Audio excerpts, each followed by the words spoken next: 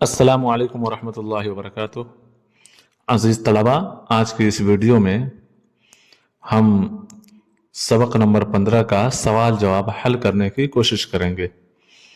तो आइए वीडियो को शुरू करते हैं। उससे पहले आप अगर इस चैनल पर नए हैं तो इस चैनल को सब्सक्राइब कर लीजिए, और आपको वीडियो अगर पसंद आए तो इस पर कमेंट भी कीजिए ताकि पता लगे कि आपको इस वीडियो से कितना फ़ायदा हो रहा है।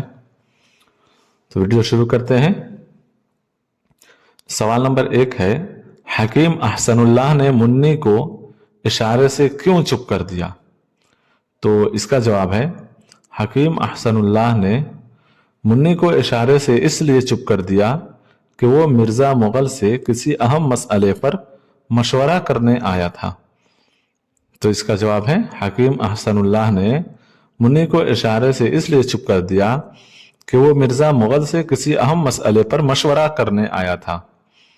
सवाल नंबर 2 है, बगावत की इब्तिदा कहाँ से हुई? इब्तिदा यानी आगाज, शुरुआत। बगावत की इब्तिदा कहाँ से हुई? तो इसका जवाब है, बगावत की इब्तिदा मेरठ से हुई। बगावत की इब्तिदा मेरठ से हुई।